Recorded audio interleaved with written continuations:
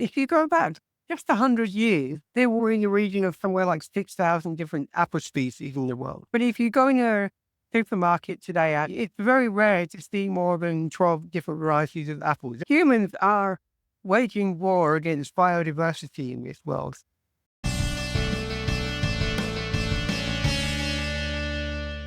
Hi everybody. Hello, everyone.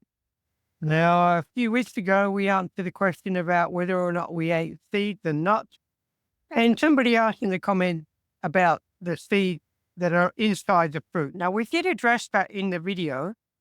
The seeds in the fruit, we said they benefit from passing through the body and coming out the other side. It helps them in the germination process.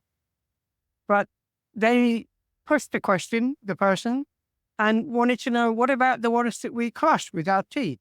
Because inevitably some of the seeds are going to get destroyed or damaged throughout the process.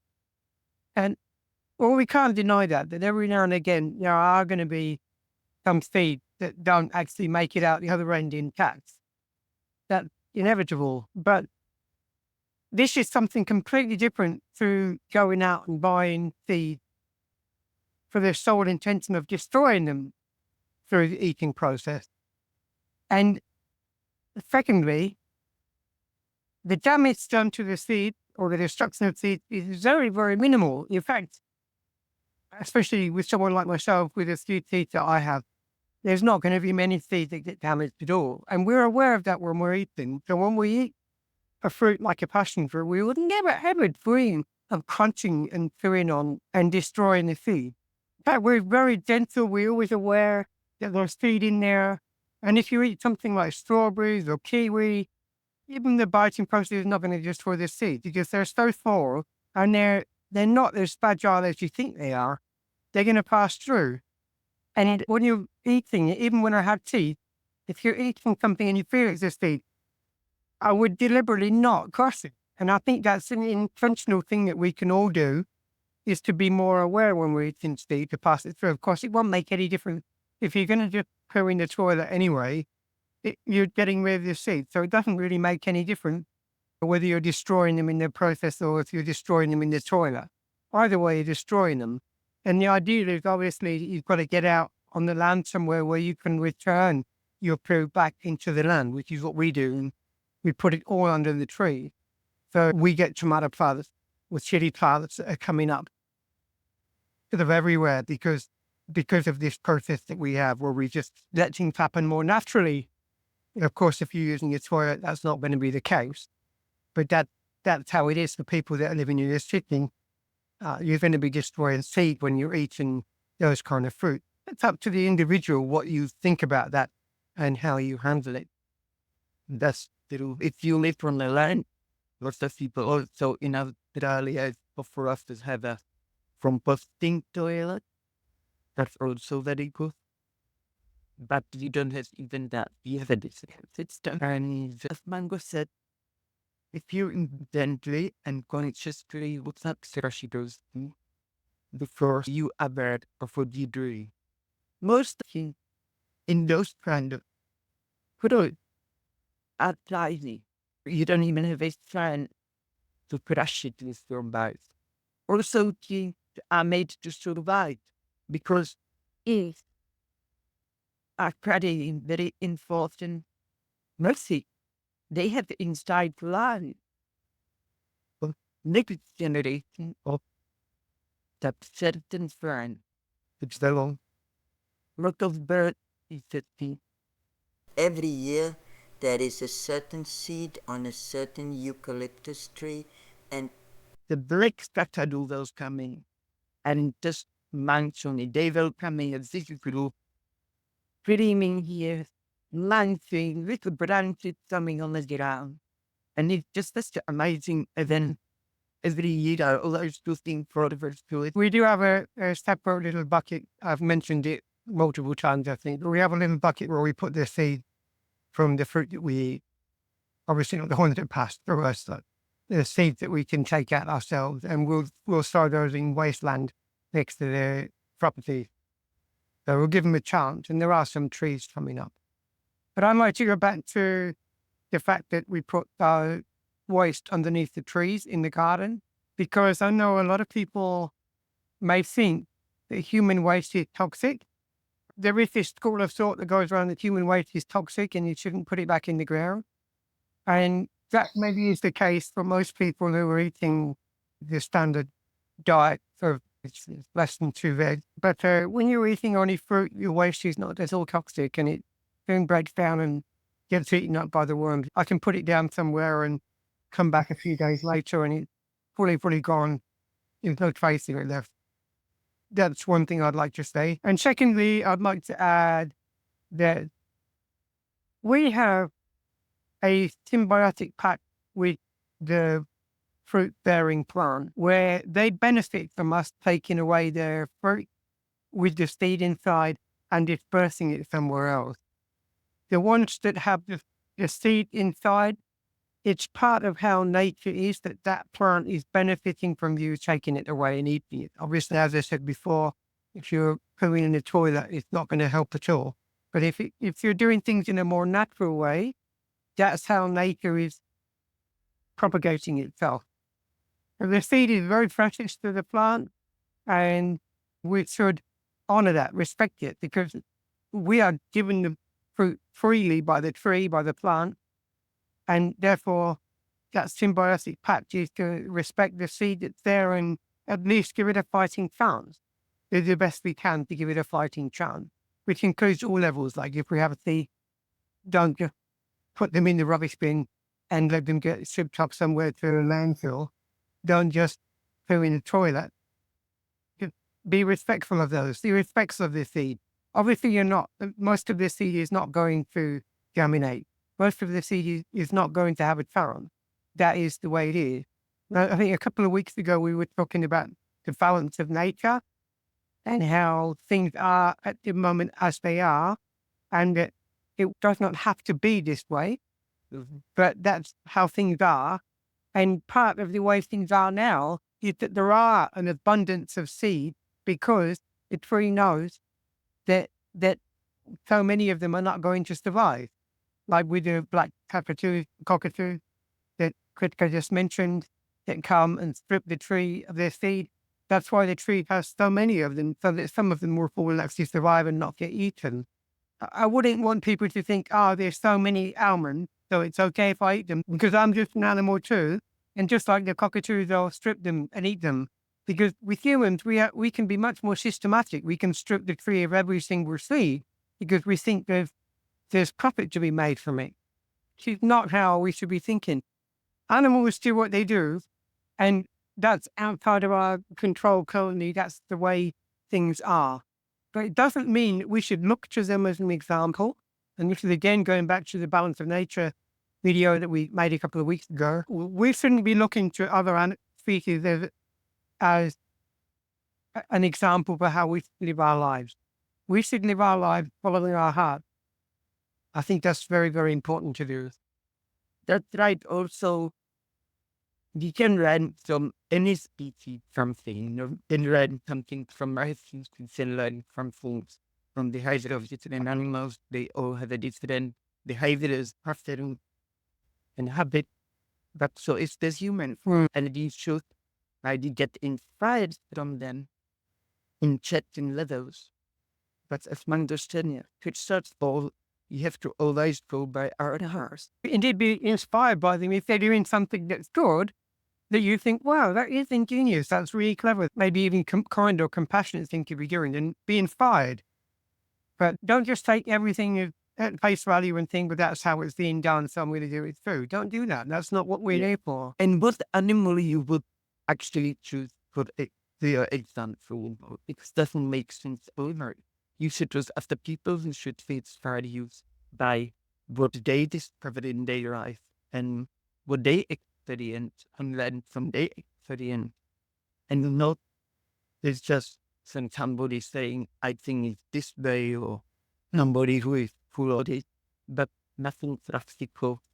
Or it's just, people just are feeling things often, even though scientists, they really don't know. They still, we think it's that. Science is incredibly destructive. The whole field of science really is all about destruction. It's not the way to go. Even us, when we say something, don't just take it on board as being right. Obviously, we're human too. We make mistakes. We're telling you what we think, and you must look at what we're thinking and look if it resonates with your own heart. And if it does, then take it on board. If it doesn't, then reject it. Yeah. Because that's for you to follow your heart. And the more you do that, the more you can follow your own heart, the easier it will be for you to continue doing so. Yeah. That's this everything out. Everything you've this you could Get better at it, yeah. Another thing I want to mention is where I think is very important, and I probably mentioned it in the video before about eating nuts and seeds, is that humans are waging war against biodiversity in this world.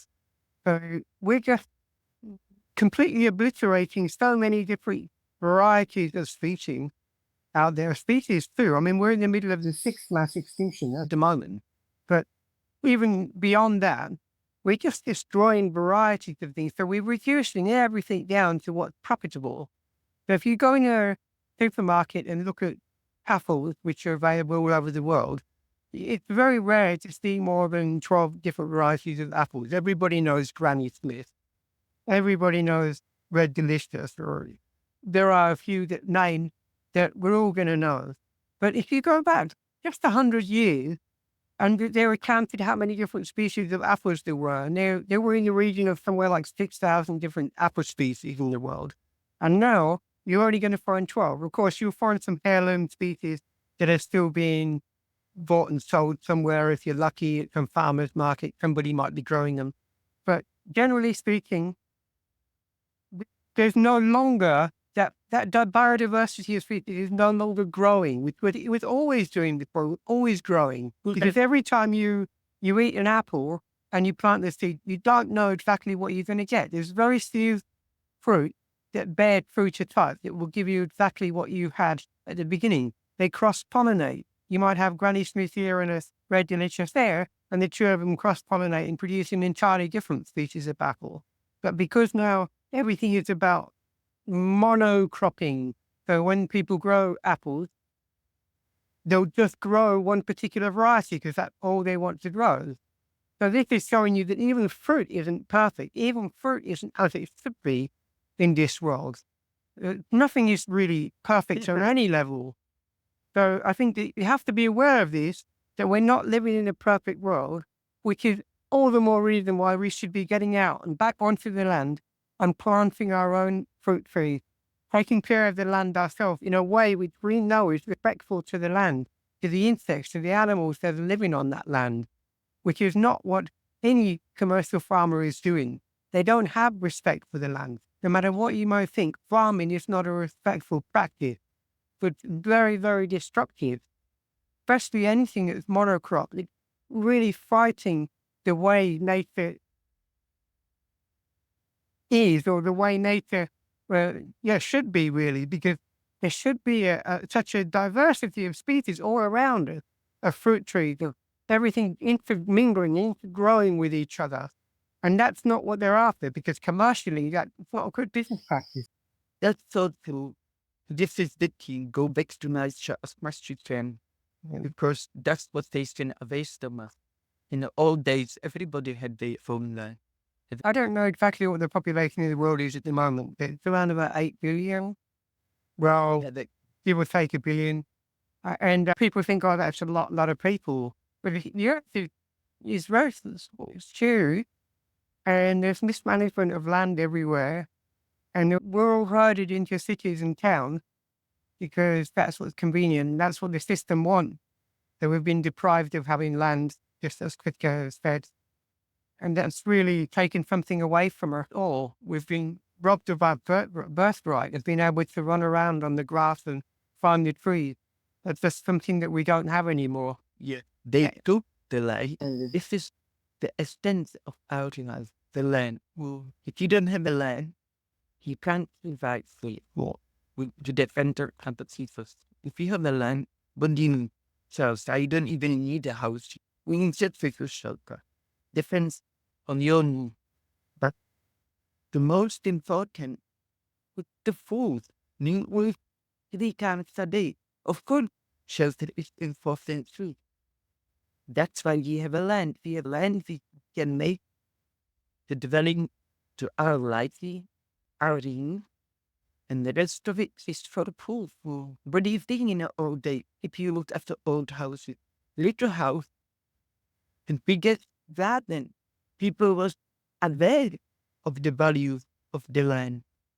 That is your independent. That is your living. That is your livelihood. And at the end of that land, they treasure because they know it's then cool. Yeah, that's a huge point about dependent, because the system wants us to be dependent. We doesn't want us to be independent. And that means it doesn't want us to be mature. It wants us to remain immature and dependent on the system. Yeah. And think out when you come to the market and it shows that because that's the third vision. If you experience it, you feel suddenly how you move. And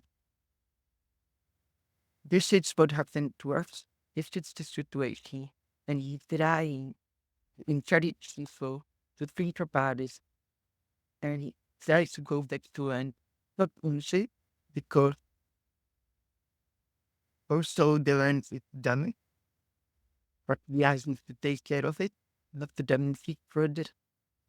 And we should do everything in our life if we have a good heart. Einstein called it the circle of compassion. Not that I'm a great fan of Einstein, but I think there are other people that have called it the circle of compassion. We all have a circle of compassion, and life is all about actually trying to widen our circle of compassion, spread it out to embrace more. Some people just consumed about themselves and looking after their own self-interest. Other people might embrace their whole family, and then there's others that will embrace their whole town or their own race or their own gender. I mean, they have very narrow ways of looking at it. But then you've got people that expand it to include animals, and they become vegan from that process. And if you keep expanding it, then eventually you'll come to the realization that fruit is the food. Not that fruit is always ideal, but the ideal is fruit. The ideal is to be growing it yourself on your own land. That's what the ideal is. Yeah. And that's why, again, that's the you have the perfect versions. As much as then, and if you have a good seed, you then fresh it then, and share then you have a seed favorite and show the things fun that going on all around the globe. Especially lately, the big event happens to you, so when people realize how they depend, and they took more interest into their own house, into growing a free some food if they have a little bit of friend. They realize they even moved, lot of people moved to some city to something and so on. People who could just afford this. And that's another problem today. The money, but this is the real best and there is the food term. And we are just losing nature, actually be every second. Anyway, I think we've more than answered the question once more. So Yes. it's okay with you. Yeah. Goodbye from me. And goodbye to me.